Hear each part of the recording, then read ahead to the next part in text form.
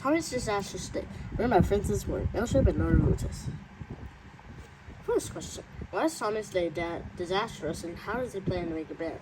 Well, Tommy's day is very disastrous. Mostly because when he asked Razkidsday302 to take him to somewhere, lots of all the imprints ended up in the wrong places. Razkidsday302 was still with Tommy, but the rest are somewhere else. Let's read the story and find out what happens.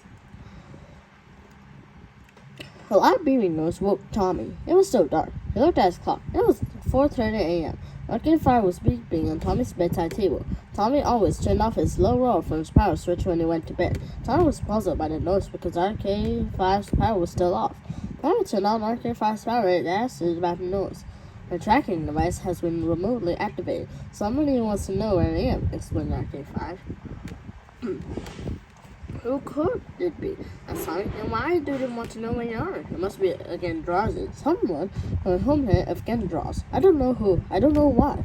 Razkidsday302 replied. The beeping stopped. Razkidsday302 left Razkidsday302's power on and turned off the bedroom lamp.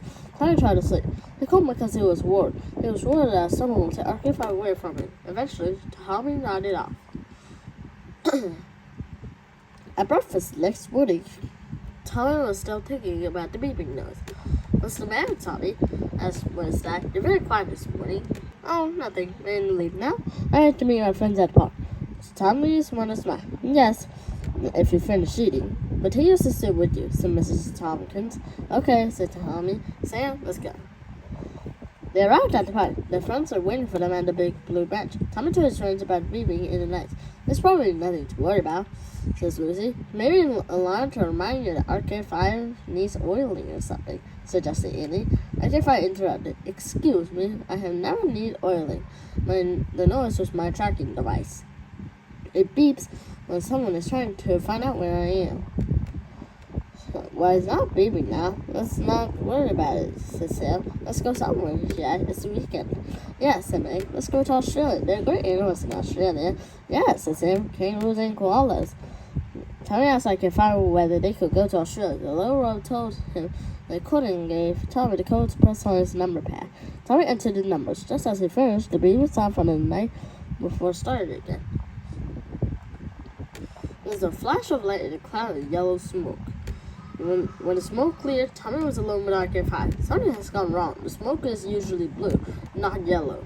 My friends are not here, and this doesn't look like Australia. The tracking device came out at the same time as the transport, explained Razkidsday302. Interference caused it to malfunction. What about the others? Where are they? Tommy asked frantically.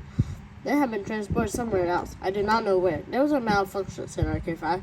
So I felt like crying, but he knew that it would not help. He had to think of a plan. Where are we now? Yes, Razkidsday302. And I am able to answer that question, said Razkidsday302. We are on the planet Borth. This is where the tracking signals come from. What are we trying to find is on this planet. Did the beeping tracking signal bring us here? Asked Tommy. Yes, and the transport sent your friend somewhere else, replied Razkidsday302. Are you able to transport me back to Earth? Asked Tommy. I can take you back to Earth, but then I might not be able to find your friends. They may be lost forever, said Razkidsday302. Tommy was in a real face. I'm going to find out where my friends have gone, yes, Razkidsday302. There's only one way, said Razkidsday302. We have to find a Plexer. She was the engineer who programmed all the arcade-class robots. There were 10 arcade-class robots. Arcade 1 was only for testing and never went into production. Arcade 8 was destroyed in a spacecraft accident, so there are just 8 of us left, explained Razkidsday302. Never mind about the history of robots. How can we find a Plexer? Asked Tommy. The other thing she's sending the tracking signals. It could be a Plexer who is trying to find me, said Razkidsday302, but whoever it is will know how to find a Plexer. I could send my reverse tracking, suggested Razkidsday302, and we could find out who is sending the tracking signals. Tommy waited and Razkidsday302 turned on his reverse tracking. A lower beep tone came from Razkidsday302. As Tommy changed directions with Razkidsday302 in the sand, the beeping got louder or softer. Tommy noticed for the first time they were on a large step. The steps were arranged in a circle like in a football stadium. They seemed to be made in a kind of red plastic. Tommy was pleased that the beams were leading up the steps that ran it down. The steps were so far downward that he couldn't see the bottom. Last, they reached the top step. All around them were more circles. Some of them had steps that went high into a purple sky. Others had steps that led down into bottomless pits. Some of those had small doors and windows with space around the steps. Tommy and Ike 5 followed the beams of the steps of a large circular tower. When they were closer to the top, the beam became very light in front of one of the doors. Tommy gave the door a push. It opened easily, and he crawled through. Tommy was surprised to find Tommy in the top of a tree. He looked down and saw that he and Ike 5 were in a tropical rainforest. The lower door closed behind them and disappeared. Now when Tommy looked up, there were no circles, just purple sky. Tommy made sure Ike 5 was safely tucked in his pocket, and they went out onto a vine strung from tree to tree, just like Tarzan. Ike 5's beeping guided him. Tommy saw something shining in the distance. He stopped to get a better look. It was a huge glass ball as tall as the trees. Tommy continued to swing from tree to tree, going a closer look at the ball. Tommy reached a tree right next to the top of the ball and looked down through the glass. He saw people inside, but they were not humans.